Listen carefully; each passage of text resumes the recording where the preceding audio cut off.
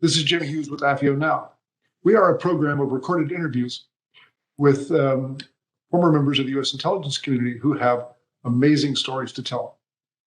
Today, I have a very highly credentialed and articulate spokesman on a terribly important subject. And I'm delighted to have him on the program. I've long wanted to be able to attract him, and I'm delighted that he's finally been able to give us some time. John Lenczowski has a BA degree from Cal Berkeley. He has an MA and a PhD from Johns Hopkins SAIS. He worked as a congressional staffer. He was a special advisor to the Undersecretary of Political Affairs at the State Department. And he was the director for European and Soviet Affairs at the National Security Council. He's also been an adjunct professor at Georgetown University. And he is the founder and former president of the Institute of World Politics. He is now the president emeritus and the chancellor of IWP. And I'm very, very happy to say a member of AFIO's board of directors. John, welcome to AFIO Now. Thank you, Jim. It's a pleasure and an honor to be here. And I just want to thank you for everything you do for AFIO and for the nation. John, the topic today, as you well know, is Chinese disinformation. It's a topic on which you are superbly well informed and have a long background. I think our audience would be really interested to know how you got started on this topic of information operations.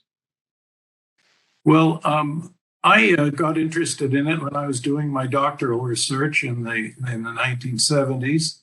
And when I served as a congressional staffer, I did a major study on comparative capabilities in public diplomacy and strategic influence. And a huge part of that involved, and this was comparing US capabilities to Soviet capabilities at the time.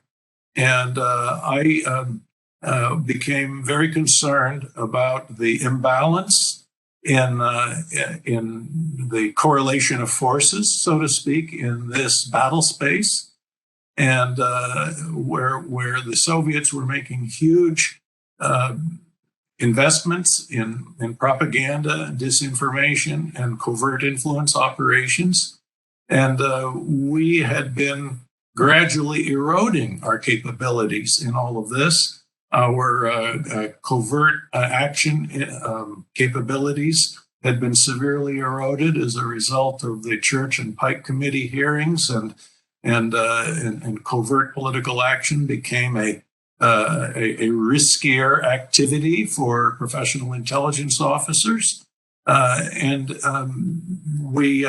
the U.S. Information Agency had increasingly become a second-class citizen in the U.S. foreign policy community. And so there was a systematic neglect of all of these things. The Soviets had an extremely effective global peace movement. We effectively had been defeated in the Vietnam War, mostly because of propaganda and psychological operations. This is what the Vietnamese generals, North Vietnamese generals, had said publicly. And this is, even though we had won the war militarily by 1972, and this is what the North Vietnamese basically considered, that they had been defeated militarily by that time. And the top British diplomat in Hanoi at that time testified so publicly. But here we were so thoroughly demoralized and disinformed, not only by North Vietnamese, but by the global, the international communist and Soviet-led propaganda apparatus. I was a student at Berkeley during some of those years, and I watched Soviet front organizations be extremely active on campus and nearby, and I knew some of the players. So when I got into the State Department, I discovered that the U.S. intelligence community and our diplomatic community had not been collecting intelligence on Soviet propaganda and active measures. The term active measures was effectively unknown. Our counterintelligence community knew nothing about the Soviet trust operation of the 1920s, which was a spectacularly successful false opposition that the Chekists had established, which ended up attracting the internal oppositionists inside the USSR and had penetrated and controlled and destroyed the external emigre opposition. It had succeeded in deceiving 11 Western intelligence agencies for something like 7 years and got the West to pay the bill for the entire operation. An amazing, one of the most spectacular offensive political strategic counterintelligence operation of the modern times. And most people with expertise in Soviet affairs knew nothing about it. And so we changed the national intelligence topics. There was leadership actually on this issue in the State Department. I remember one of your colleagues from the clandestine service had come and brought the remarkable Soviet defector Stanislav Levchenko to the State Department to teach the career foreign service people there about the realities of Soviet active measures. It was a huge, eye-opening experience for everybody to hear about this. DCI, Bill Casey, made a major effort along these lines to raise people's consciousness about it.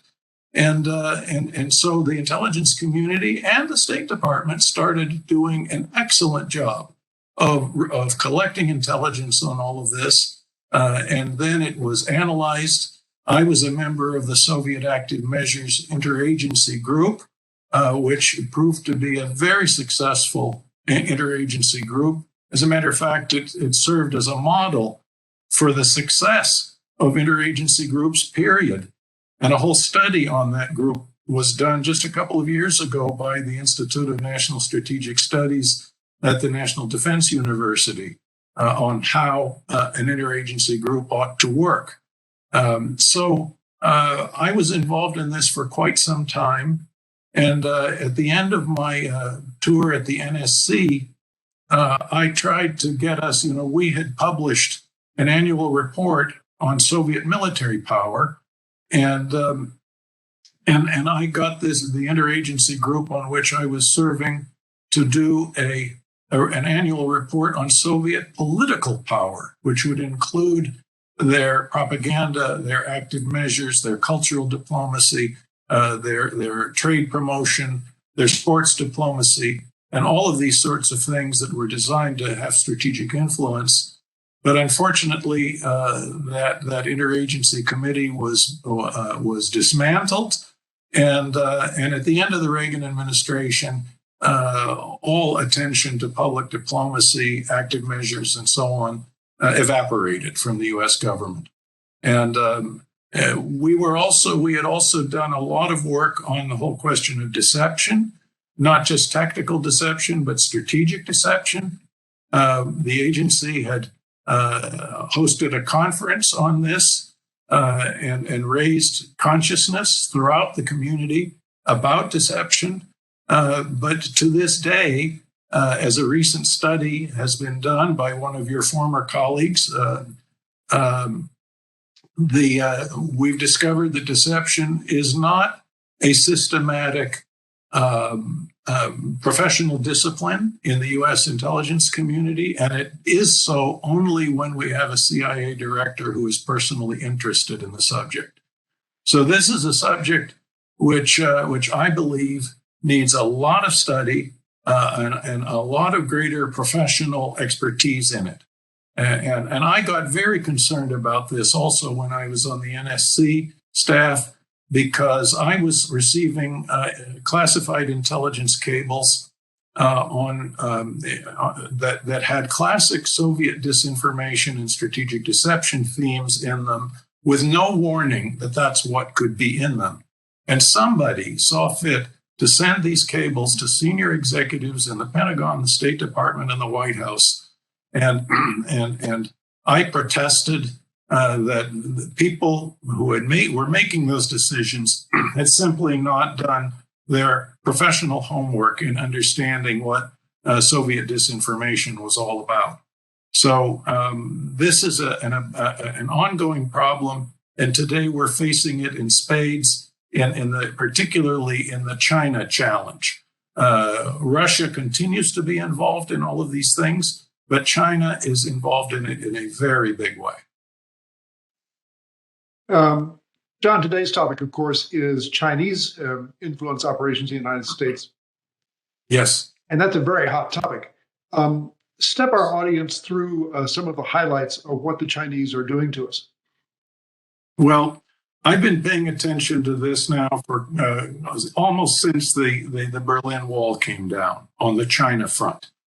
And the Chinese have had for a very long time a central strategic objective, which is the psychological disarmament of the United States, our elites, our decision-making elites, and generally the West.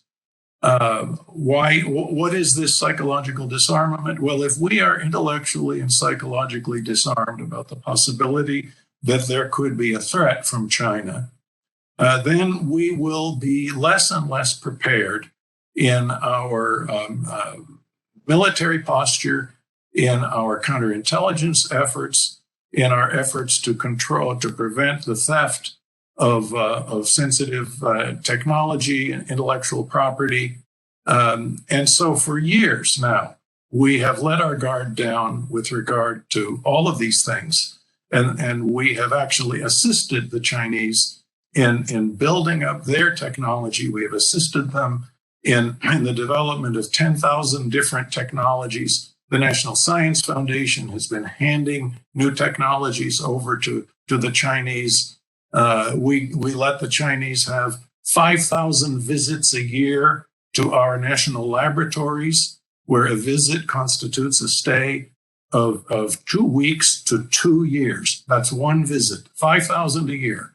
It is, as a former NSA director said, what's going on today has been the greatest theft of intellectual property in the history of mankind. And now China is outpacing us militarily in a number of different spheres.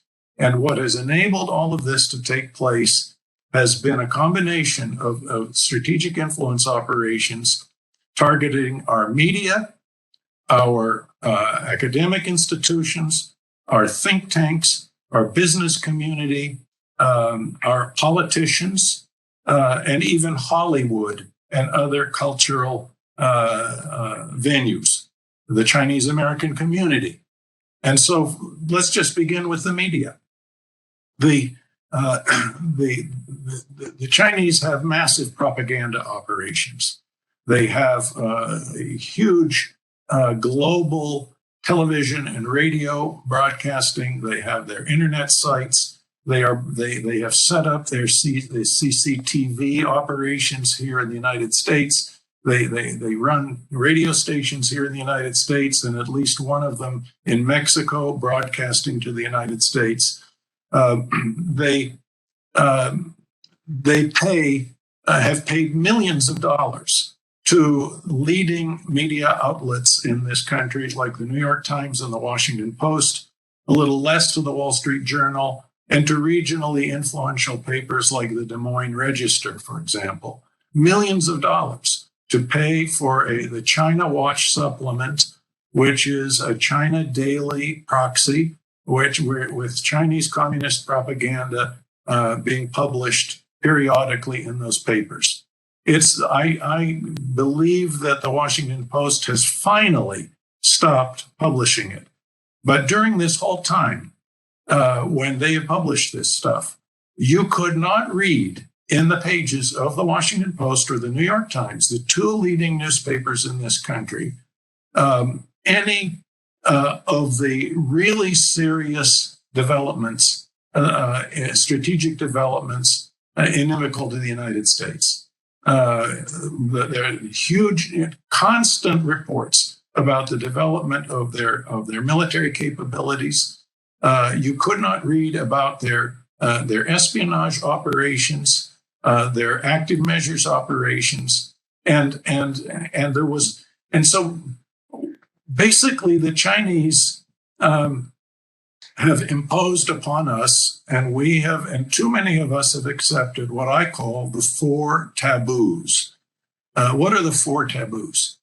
Well, don't write about their military buildup. If you're a journalist or a scholar, don't write about their espionage. Don't write about their influence operations, their propaganda, active measures, and so on. And don't write about their human rights violations. If you write about those things, you'll make Beijing mad. They will deny you a visa. They may kick you out of the country if you're a journalist. You won't be able to do field work if you're a sinologist at an American university or think tank. And if you write about the stuff that they want you to write about, well, they'll give you more access, they'll romance you, and so on and so forth. They have given all expenses paid trips to correspondents from just about every leading media outlet in the United States.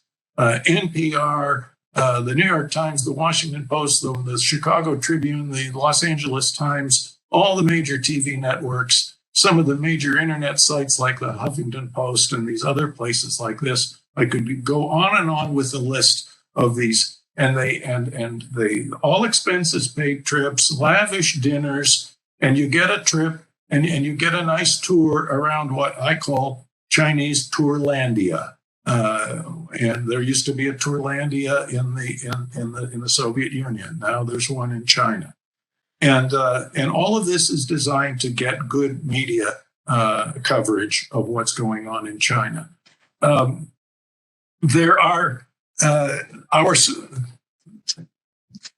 other, this kind of influence is being exercised also, is targeted towards our academic community.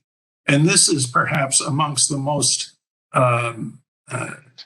concerning of all the issues here.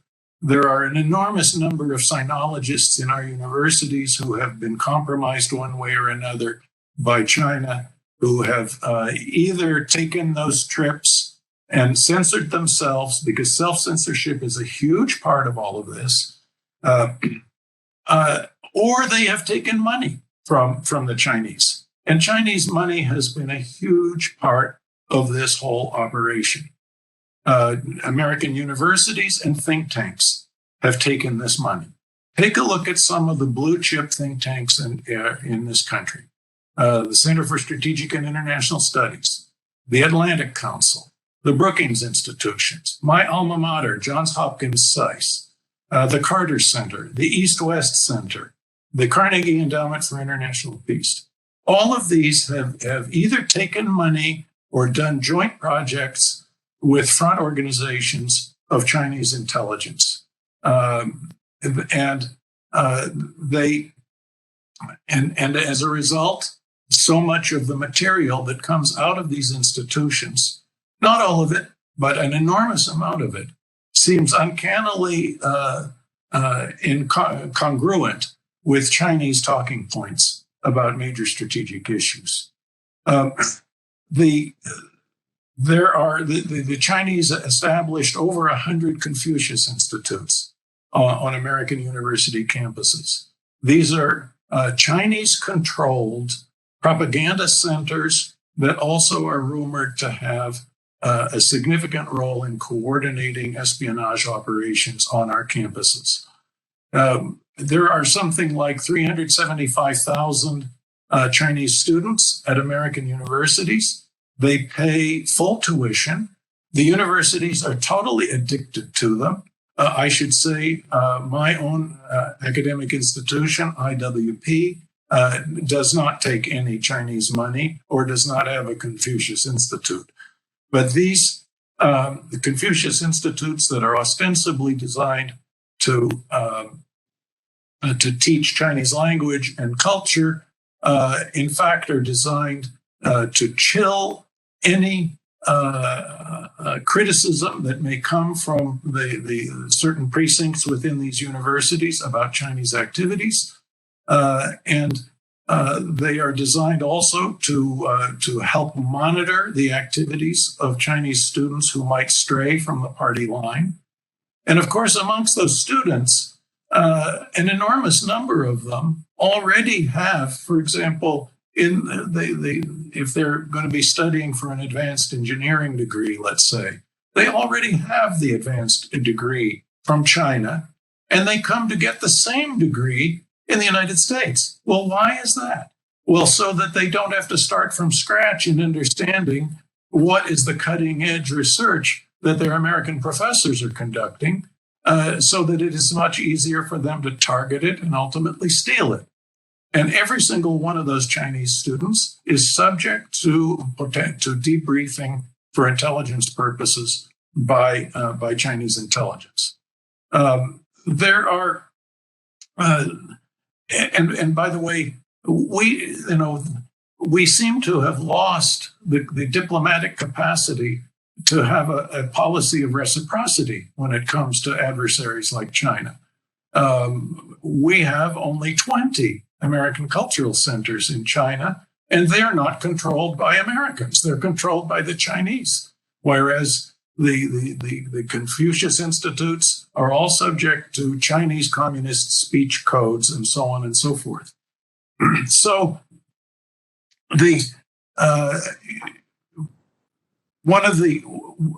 I'll give you another example of some corruption here. The political neutralization of the U.S. business community, of large segments of it, has been one of the most distressing dimensions of all of this.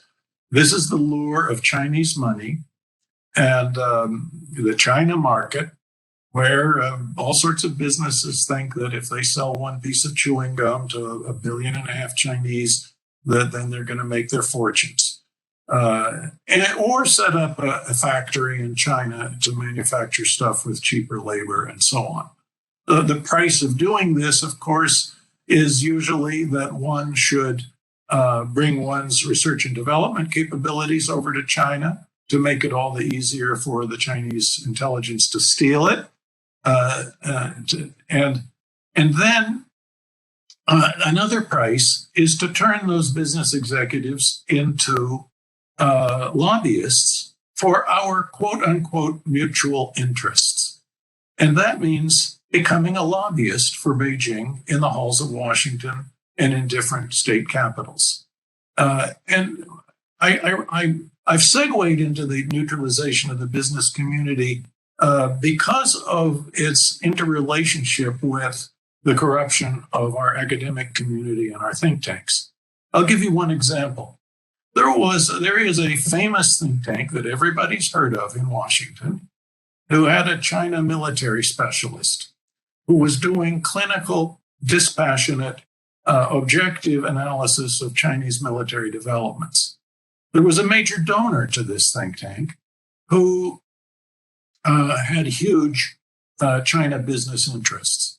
He was worried that if a larger segment of the American public and decision-making community learned about what this analyst was writing, that there would be people would get worried, they'd be alarmed, and that this could give rise to U.S.-Chinese tensions, which could then rock the boat and harm his business interests.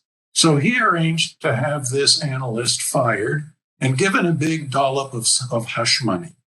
Well, then this guy went on to another noteworthy think tank which hired him, and there, two trustees who were major financial benefactors of that think tank, who also had major China business interests, threatened to resign unless this guy, and to withhold their financial support unless this guy was fired.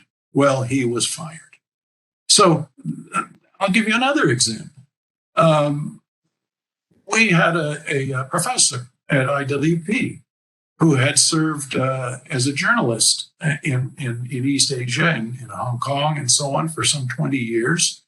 worked for, if I recall, Time magazine when it was a major force in American media. And he eventually became associated with Johns Hopkins and then another significant think tank. Well, he started getting alarmed about the unseemly number of former secretaries of state, secretaries of defense, and even CIA and other directors, and even senior military officers who were either directly or indirectly on Beijing's payroll. How? Well, they oftentimes go to some big PR company or consulting firm that is involved in opening doors in China for American CEOs and American businesses. And they get paid by the American company for doing this. But effectively, it is the China business angle that it's Chinese money. It's where it all comes from. So many of these former cabinet members are not, were not, and still don't disclose their conflict of interest when they come and testify as elder statesmen before Congress, ostensibly dispassionately about U.S. national security interests when they have a conflict of interest.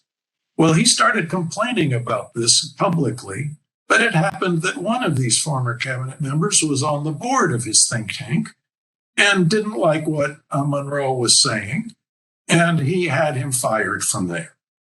So this is shocking material, but it's now become so typical, at least for those of us who look at these matters, that it's not shocking. It's de rigueur. And but this is very, very severe corruption. Now, there are, I can only imagine Lenin, Stalin, Khrushchev, Brezhnev, and all the rest of that gang green with envy in their graves at what the Chinese have succeeded in doing in neutralizing the American business community. The Soviets tried to do this with the U.S. Soviet Trade and Economic Council in the 70s and 80s. And they did succeed in neutralizing some American business executives, but we were much more serious about this. Now we are so psychologically disarmed that we let millions of Chinese roam around the country. We didn't let the Soviets go more than 25 miles from their diplomatic posts. The Obama administration gave 10-year visas to 2 million Chinese. 2 million Chinese. There are at least 25,000 Chinese intelligence collectors in Silicon Valley alone. 25,000 in Silicon Valley alone. We have American lawyers who are organizing conferences in Silicon Valley to teach Chinese business executives how to circumvent American export controls in order to acquire American technology without technically violating our technology security laws. This is all incredible, and yet it continues with our counterintelligence capabilities are severely strained and outmanned by the sheer volume of China's intelligence collection operations. I should mention then another dimension of all of this, and that is the Chinese, the communist influence over our politicians. And this is one of the most important targets of their strategic influence operations. And here they have many dimensions of it. They pay U.S. law firms and lobbying firms to influence our government, both the executive and legislative branches. I've mentioned the influence of the former cabinet members.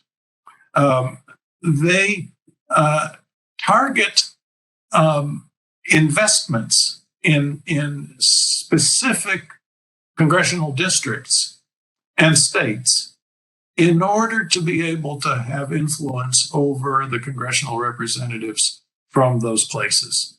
There is a recent example. I don't want to start mentioning lots of names here, but one of the most prominent members of Congress was faced with a problem where a company that was a joint U.S.-China venture in his district was suffering some kind of problems. And in the interest of protecting his constituents, he had to go to bat for that company. But in the process, by doing so, he also helped Chinese strategic interests in a very significant way. He had virtually no choice as the political representative of that. I think he did have a choice, but the problem was that the realities of protecting his constituents trumped any concern he might have had for U.S. national security interests. The Chinese target politicians all the way down to the most local level, state assembly, assembly persons, state legislatures, mayors. We hear stories about. You'll remember Fang Fang, the Chinese intelligence operative who had seduced a member of the U.S. Congress from California. Well, she had also been involved with two mayors from the Midwest.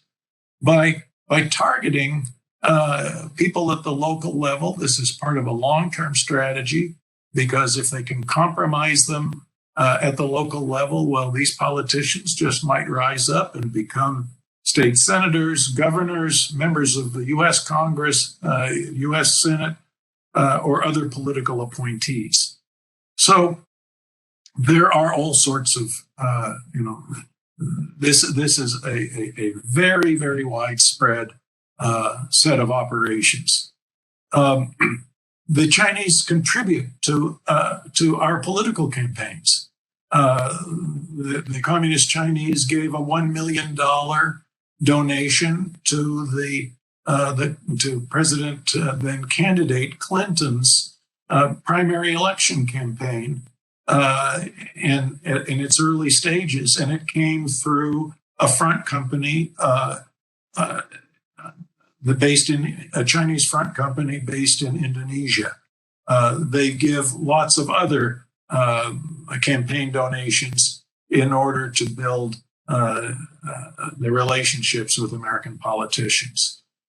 So anyway, that is, then of course, take a look at Hollywood. This is a matter of more concern. The Chinese have attempted to make, and have sometimes successfully made, purchases of American movie studios. They own the entire AMC movie theater chain in the United States. In other words, they have a significant foothold in both production and distribution of films in the United States.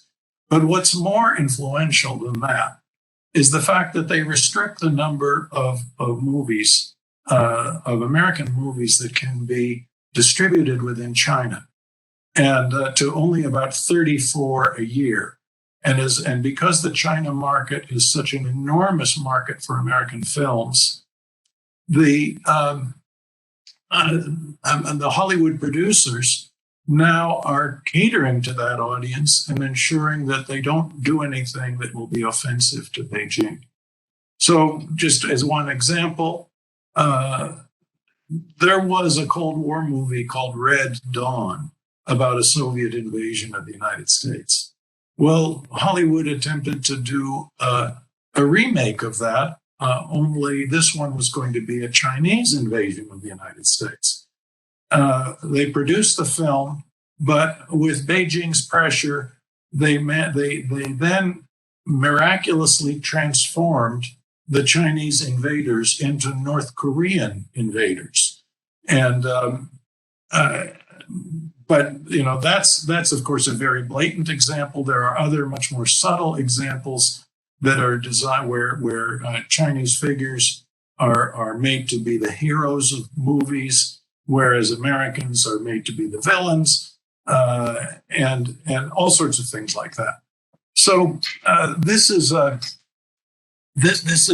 matter of some concern. How one can stop this is not easy. Now, there's not an easy answer to it. Anyway, perhaps I will just stop there just for a moment, and in case you have any further questions about some of this. John, you've given us a rich amount of detail on a number of very unsettling topics.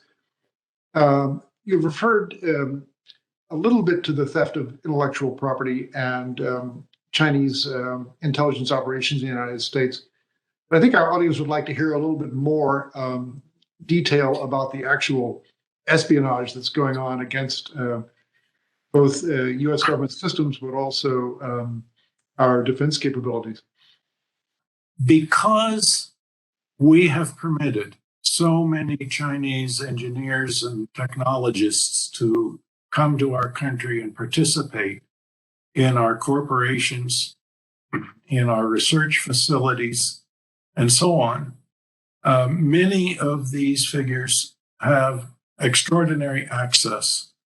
And some of them are here ostensibly as immigrants who may have actually been living here for a long time and gotten American citizenship.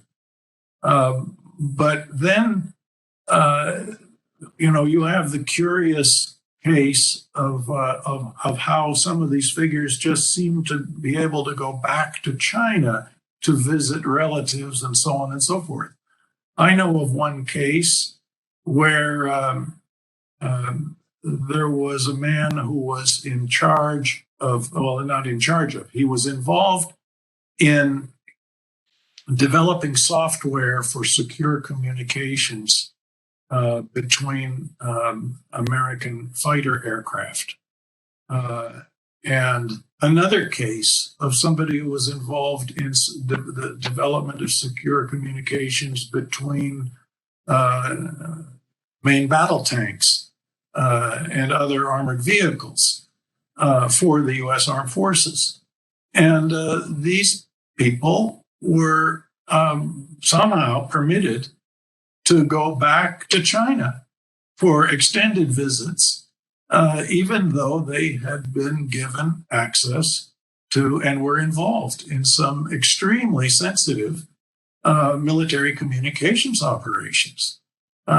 This is incredible to me, that anybody should be permitted, if they have this kind of access, to be able to return to China, from which they have ostensibly escaped, and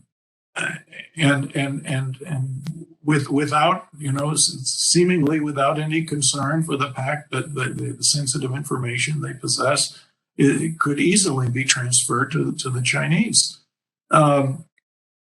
There are, we have people working on different weapons systems.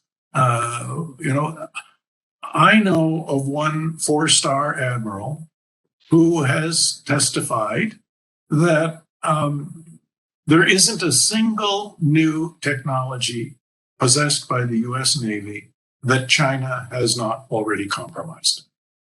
Well, if this is true, and this is a guy who was in a position to know this, it is crazy. It's crazy that the United States should have such poor protection, counterintelligence and security protection of our most sensitive defense secrets. But then, some of the Chinese espionage is done essentially in two ways. One is through the use of traditional human intelligence collection, where trained intelligence officers are busy recruiting Americans, seducing Americans, and all of this sort of thing. There is also the vacuum cleaner approach, where people who are not necessarily trained intelligence officers, like those Chinese graduate students, like Chinese businessmen, and others who are all subject to being debriefed by Chinese intelligence, will fan out and try to get a hold of whatever they can seize that is within their purview. I gave a talk like this to an influential audience of very senior business executives, and I said, please, if you've got an industrial plant, if you've got a factory, if you've got whatever kind of business you have, please don't let a visiting group of friendly, smiling Chinese businessmen tourists come into your facility. I know of one case, and there are probably many like this, but this is just an anecdote from my own personal network, of a guy who owned a manufacturing plant in Illinois, and he let a group of friendly, smiling Chinese business executive tourists come into his factory, and they started taking out their notepads and noting that this machine is in this corner of the room, and that machine is 20 feet away from it, and that machine is another 30 feet away from that. And they basically took the blueprint of everything that was done in this manufacturing facility, brought it back to China, replicated it, and in 3 years later, this guy's company was completely put out of business.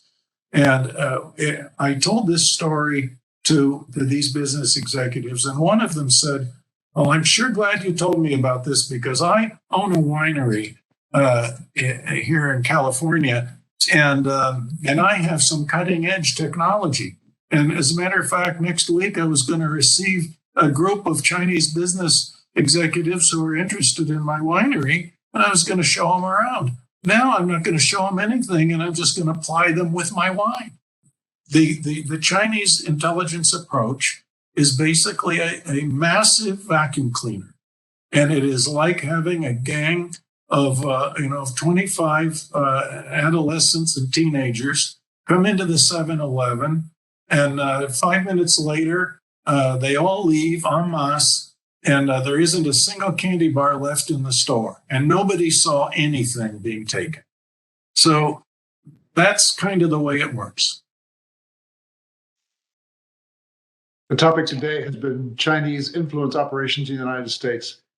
I must say it's very unsettling, but told very, very articulately by John Lenczowski. I'd like to thank John and the Institute of World Politics for what has been both an informative but also a rather scary presentation.